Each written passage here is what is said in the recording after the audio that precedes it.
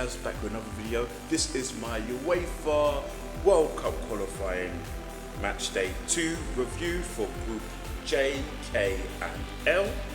This video will cover all the matches that took place on match day 2 in these groups. These matches were played on the 24th and 25th of March. Alright, to start, I'm going to start off with the first group I mentioned, and that is Group J. 8 total of 5 nations are in this group. But in this group, only 2 of the nations in this group has qualified for World Cup before. That is Wales, who qualified for the World Cup on 2 different occasions. The first time was in 1958, where they were knocked out by Brazil. Pelé scored his first ever World Cup goal against Wales. Wales didn't qualify for another World Cup again till the most recent World Cup in Qatar in 2022. Belgium is the other nation in this group to have qualified for the World Cup. They are also an original 13. They are one of the 30 nations to have qualified, or I should say play, at the very first World Cup in 1930. Belgium have reached 2 World Cup semi-finals, most recently in 2018, where they were the favourites. The other 3 nations in this group have never qualified for World Cup. That's North Macedonia, Kazakhstan and Liechtenstein. Belgium were the only nation in this group to not play a World Cup qualifying match in March. So here are the 2 fixtures that took place. Liechtenstein lost 2-0 to Kazakhstan, and North Macedonia and Wales drew 1-1. Let's start with the match between Liechtenstein and Kazakhstan. Both nations came into this game both trying to recover from their match day 1 losses. Both nations lost by at least 3 goals. Liechtenstein, the home team, would go on to lose this game to Kazakhstan 2-0. Both goals were scored in the very first half, quite late in the first half. First goal came from a header from Samarodov. Really good ball into the box by Bystro. And great header from Samarodov, making it 1-0 to Kazakhstan. And 3 minutes later, this time around, Samarodov assists for the second goal. Another cross in the box, this time from a free kick. And Moroccan from the side of his foot. Great goal here. That's 2-0 for Kazakhstan over Liechtenstein. Good win for them. Much needed, especially after the loss on match day 1. Both of these nations are most likely going to end up finishing bottom of this group. They really don't step up. So for both teams, this is a game that they should win, really. This is how they're going to give themselves a chance to qualify for the World Cup, at least in the playoff position. So it's a good 3 points here for Kazakhstan over Liechtenstein.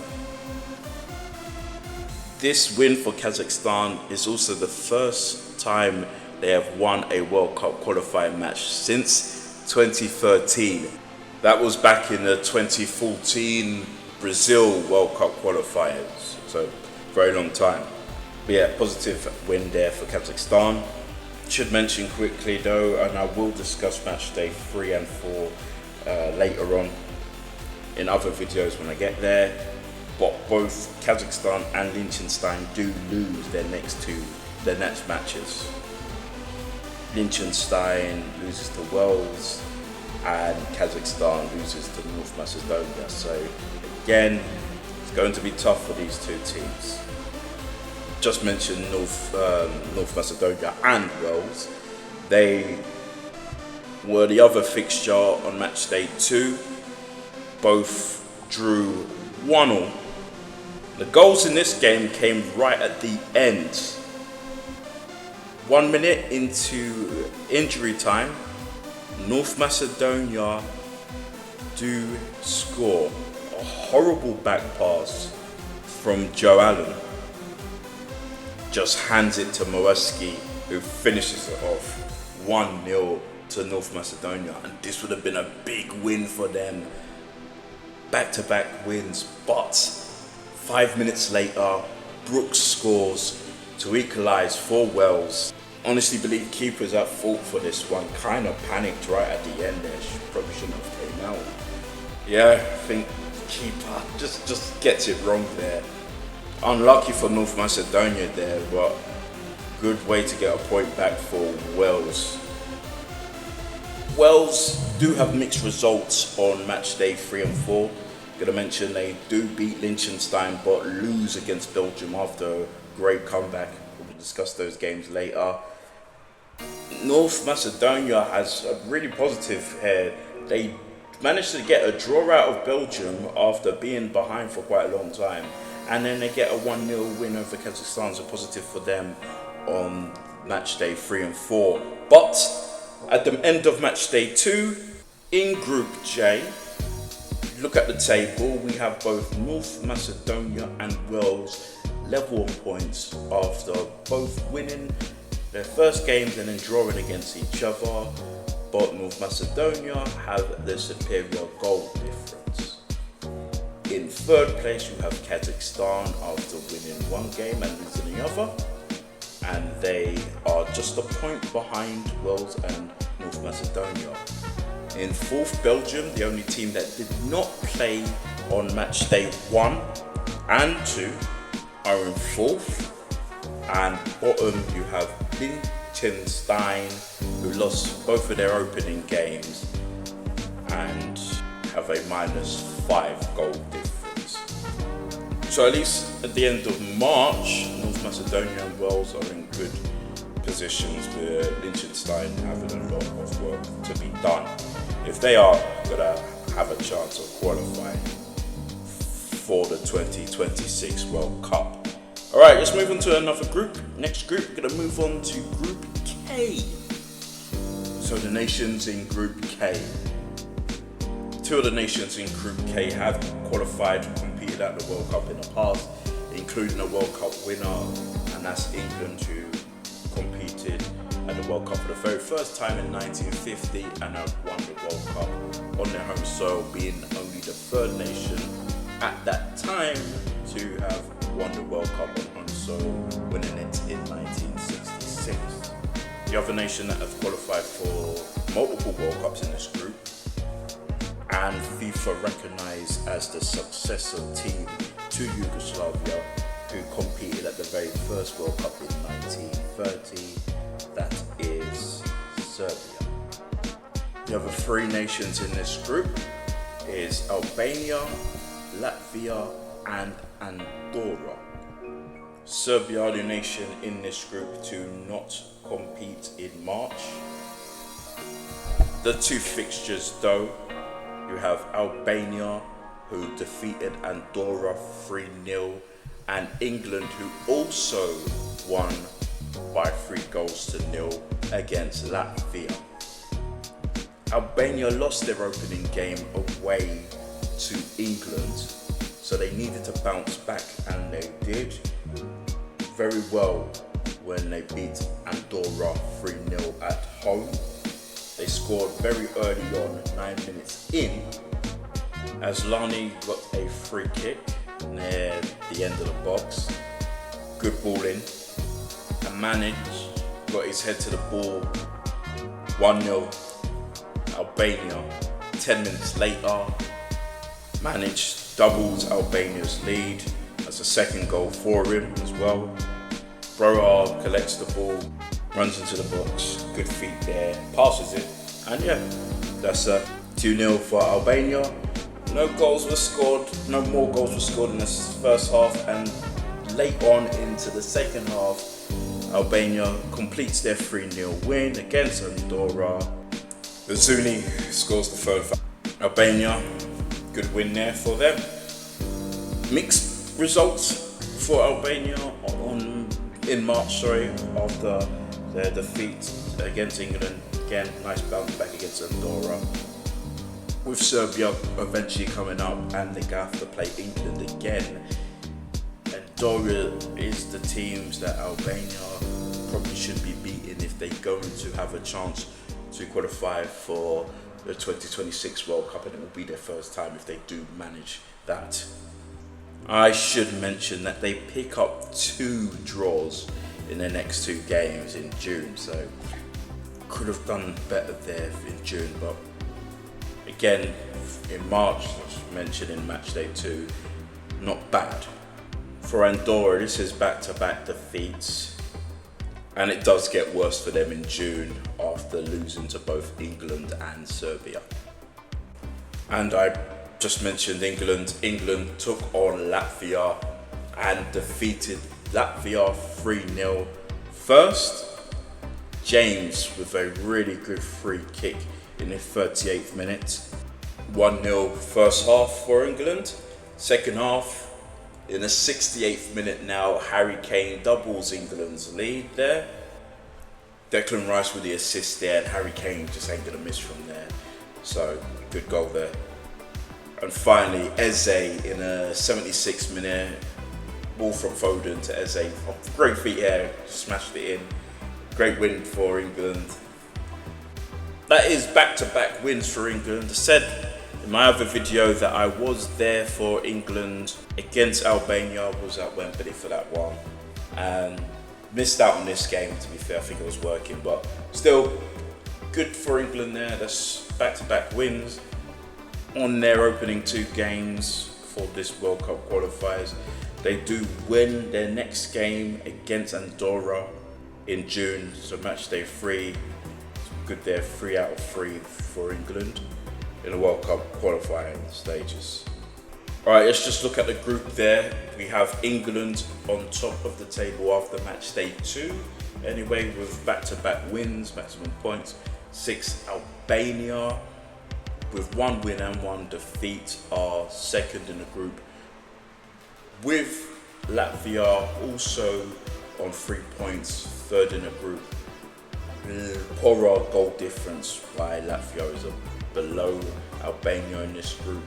Serbia, who did not play in March, are currently 4th in the group, at least from match day 2 back in March. And Andorra, who lost their opening 2 games, on bottom of Group K after match day 2. And now let's discuss the final group, and that is Group L. So Group L, we have Czechia, Montenegro, Croatia, Faroe Islands and Gibraltar. The 2 nations in this group that have competed at the World Cup before is Czechia and Croatia. Both of those nations have reached the final. Czechia on 2 occasions as Czechoslovakia. Back in 1934, which was the first ever all-European World Cup final, they lost to Italy. Then they would lose again in 1962 to Brazil. Croatia lost to France in the 2018 World Cup. So yeah, both have been so close, but again, yet so far. Montenegro, Gibraltar and Faroe Islands, all 3 of those nations have never competed at the World Cup. Croatia are the only nation in this group to not have played in March, at least when it comes to the World Cup qualifying matches. They did compete, I believe, in the Nations League. We had 2 fixtures here. Gibraltar was defeated 4-0 by Czechia, the Czech Republic, 4-0. And Montenegro defeated the Faroe Islands 1-0. Let's start off with the game between the Czech Republic and Gibraltar. Again, 4-0 win for Czechia. Czechia coming off a close win against the Faroe Islands. They were leading for most of that game, but a late goal for Faroe Islands did scare them. Czech Republic did restore their lead a few minutes later. This game, more convincing win for Czech Republic here. Long range effort from Kern gives Czechia the lead. Pretty good strike there. So Czechia took the lead in the first half. Second half, now they scored 3 more goals. First goal came from Zizek in the 50th minute. A pretty good freak from Ern there, so it gives the assist as a goal and assist for him. The third goal for Czechia came from a corner. Yossi reacted fast after a good save from the keeper there. That's 3-0, as mentioned. Final goal was late into injury time. Another goal resulting from a corner. Jan Clement scored. 4-0 Czechia. Good win for them there. Again, back-to-back wins for them. Great start for the World Cup qualifying campaign for Gibraltar. That's 2 defeats there. It does get really bad for Gibraltar in June, though they came up against Croatia and lost heavy, 7-0 defeat, and then they lose to Faroe Islands after being a goal up. So yeah, it doesn't get better for them. For the Czech Republic, they win their first game against Montenegro, but then themselves lose heavy to Croatia 5-1. So yeah, but at least for March, they had a great start. Alright, next game was Montenegro against the Faroe Islands. 1 goal settled the differences between these 2 teams. That goal came extremely late on, 6 minutes into injury time in the second half. Edwin Q for Montenegro gives them the win there. Let's see where those 4 teams are at the end of match day 2 in Group L. We've got Czechia on top of this table by 6 points. At the end of match day 2, that's back-to-back wins. The same goes for Montenegro, back-to-back wins for them as well. Second place only because of a poorer goal difference. We have Croatia, who are third in the table despite playing a game. They not playing a game, sorry, they're third in this group with no points, and Faroe Islands fourth, with Gibraltar being 5th because of the goal difference there. So again, for Croatia, without having to play a game, they find themselves in third. That is after them, obviously, when they get to play in match day 3 and 4 in June. Alright then, that was my final match day 2 video of the UEFA World Cup Qualifiers. I know it's been a long wait for this one as well, but I finally got it out of the way. Thanks for watching, listening, appreciate it as usual, and bye.